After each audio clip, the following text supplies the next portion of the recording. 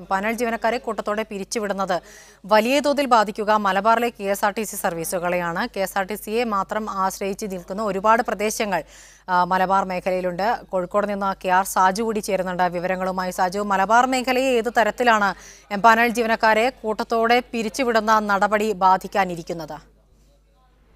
ഹൈക്കോടതി ഉത്തരവിൻ്റെ പശ്ചാത്തലത്തിൽ ഉത്തരവ് നടപ്പിലാക്കി KSRTC തുടങ്ങിയിരിക്കുന്നു. ഇന്നു മാത്രം 3863 എംപാനൽ കണ്ടക്ടർമാരെയാണ് KSRTC പിരിച്ചുവിടേണ്ടത്. ഇതിനുള്ള നടപടികൾ അവസാന ഘട്ടത്തിലേക്ക് എത്തിയിരിക്കുന്നു. KSRTCയെ സംബന്ധിച്ചിടത്തോളം അത് സർവീസുകളെ ബാധിക്കുന്ന സാഹചര്യത്തിലേക്ക് പോയിരിക്കുന്നു. സംസ്ഥാനത്താകെ 10,000-ഓളം കണ്ടക്ടർമാരുണ്ടെങ്കിലും ഒറ്റയടിക്ക് ഇത്രയും പേരെ പിരിച്ചുവിടുന്നത് പ്രതിസന്ധി വളരെ രൂക്ഷമാക്കും. സർവീസുകൾ മുടങ്ങുന്നതിലേക്ക് പോകും. ഒപ്പം പുതുതായുള്ള ആളുകൾ PSC മുഖേന നിയമിക്കപ്പെട്ട് വന്നാലും അവർക്ക് പരിശീലനം അടക്കമുള്ളവ നൽകേണ്ടതുണ്ട്. അത്രയും കാലതാമസം സർവീസുകൾ സാധാരണ നിലയിലാകുന്നതിന് എത്താനുള്ള സാധ്യതയുണ്ട്. ഇപ്പോൾ നമുക്കൊപ്പം KSRTCയുടെ യൂണിയനായ TDFിൻ്റെ നേതാവ് നൌഷാദ്, അതുപോലെ തന്നെ ജോലി എംപാനൽ പാരെ പ്രതിനിധീകരിച്ചുള്ള ആളുകൾ ഒക്കെ ചേരുന്നുണ്ട്. നമുക്കാദ്യം എങ്ങനെയായിരിക്കും KSRTCയെ ഇപ്പോൾ ബാധിക്കുക? ഇത്രയും പേരെ പകരമായി PSC വഴി വേഗത്തിൽ നിയമിക്കാൻ കഴിയുമെന്ന് നിങ്ങൾ വിശ്വസിക്കുന്നുണ്ടോ? ഒരിക്കലുമില്ല. ഇതിൻ്റെ പ്രായോഗിക ബുദ്ധിമുട്ടുകളുണ്ട്. ഈ കാര്യത്തിൽ ആദ്യമേ പറയാനുള്ളത്, ബഹുമാനപ്പെട്ട ഹൈക്കോടതിയുടെ വിധിയെ ഞങ്ങളാരും ചോദ്യം ചെയ്യുന്നില്ല. അതായത് PSC പരീക്ഷ ടെസ്റ്റ് എഴുതി ഉറക്കൊഴിച്ച് ടെസ്റ്റ് എഴുതി പാസ്സായ ആളുകളെ ജോലിക്ക് എടുക്കാൻ വേണ്ടിയാണ് ഹൈക്കോടതി പറഞ്ഞിരിക്കുന്നത്, അഡ്വൈസ് മെമ്മോ കൊടുത്ത ആളുകളെ.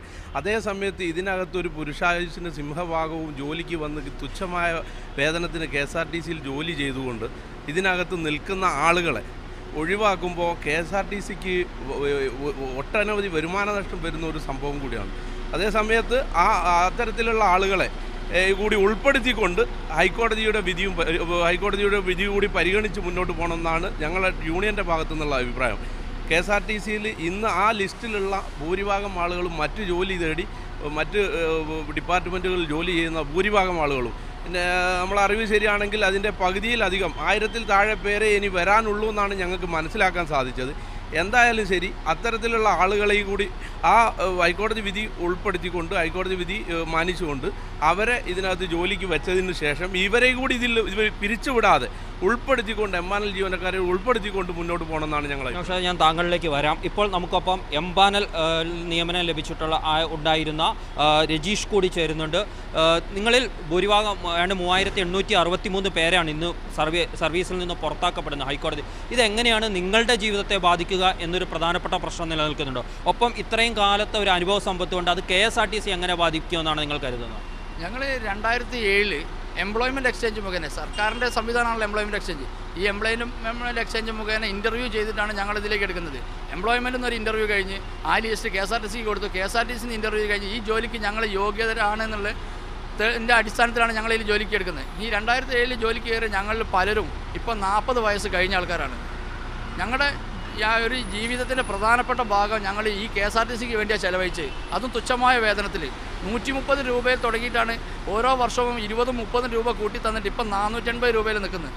ഒരു ഡ്യൂട്ടി ചെയ്തിട്ട് 480 രൂപ കൂലി കിട്ടിയിട്ട് ഈ സമൂഹത്തിൽ ഇപ്പോൾ ജീവിക്കാൻ പറ്റുമോ? എല്ലാവർക്കും അറിയുന്ന കാര്യമാണ്.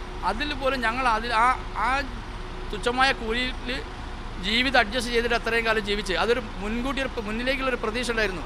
ഏതെങ്കിലും ഒരു കാലത്ത് ഞങ്ങളെ സ്ഥിരപ്പെടുത്തുന്നോ ഞങ്ങൾക്ക് ജോലി സ്ഥിരത ഉണ്ടാകുന്നുള്ളൊരു പ്രതീക്ഷയിലാണ് ഞങ്ങൾ ഇത്രയും കാലം മുമ്പോട്ട് പോയത്. ഇപ്പോൾ ഒറ്റയടിക്ക് ഞങ്ങളെ പിരിച്ചുവിടുന്ന പറഞ്ഞാൽ ഞങ്ങളുടെ മുന്നിൽ വേറെ മാർഗ്ഗമല്ല. അത് ഞങ്ങളിനി മുന്നോട്ട് എങ്ങനെ ജീവിക്കണം, എന്ത് ചെയ്യണം എന്നുള്ള ഈ പിരിച്ചുവിടുന്ന ആളുകൾക്ക് ഞങ്ങൾക്ക് പറഞ്ഞു തരണം. ഈ ഹൈക്കോടതി വിധി നടപ്പിലാക്കുന്നതോടെ KSRTCക്ക് വലിയ സാമ്പത്തിക ബാധ്യതയുണ്ടാകുന്നു. ഒപ്പം ഇപ്പോൾ രജീഷ് സൂചിപ്പിച്ചതുപോലെ തന്നെ അവർ ഇനി എന്ത് ചെയ്യുമെന്ന ഒരു ചോദ്യം ബാക്കിയാവുന്നു. കാരണം അവരിൽ പലരും ദീർഘകാലമായി KSRTCയിൽ എംപാനലുകാരായി ജോലി ചെയ്യുന്നവരാണ്. ഇനി മറ്റൊരു ജോലി കണ്ടെത്തി അതിലേക്ക് പോകുക എന്ന വലിയ ദുഷ്കരമായ ദൗത്യം അവരുടെ ജീവിതം മുന്നോട്ട് കൊണ്ടുപോകാൻ അവർക്ക് ആശ്രയിക്കേണ്ടി വരുന്നു. ഇനി സർവീസുകളെ എങ്ങനെ ബാധിക്കുമെന്നുകൂടി നമുക്ക് ചോദിക്കാം. നൌഷാദ്, താങ്കൾ തൊഴിലാളി സംഘടനാ രംഗത്തുകൂടി പ്രവർത്തിക്കുന്ന ആളാണ്. KSRTCയുടെ സർവീസുകൾ എംപാനലുകാരെ ആശ്രയിച്ച് തന്നെയാണ് ഒരു പരിധിവരെയും മുന്നോട്ട് പോയിക്കൊണ്ടിരിക്കുന്നത്.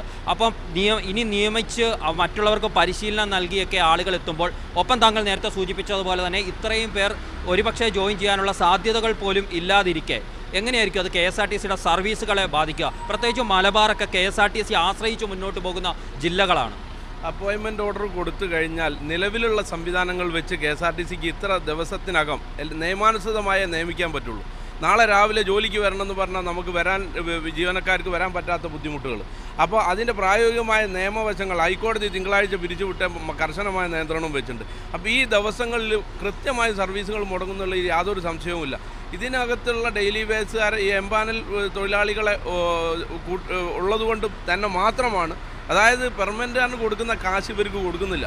അതിൻ്റെ പകുതിയും അതിൽ താഴെ ഗ്രേഡ് നോക്കിക്കഴിഞ്ഞാൽ അതിൽ താഴെ പൈസയെ ഇവർക്ക് കൊടുക്കുന്നുള്ളൂ. കോഴിക്കോട് നിന്നുള്ള വിവരങ്ങളാണ് KR സാജു നൽകിയത്. പിരിച്ച് വിടുന്ന ജീവനക്കാരും KSRTCയിലെ ജീവനക്കാരുടെയും സംഘടനാ പ്രതിനിധികളുടെയും പ്രതികരണങ്ങളാണ് കേട്ടത്.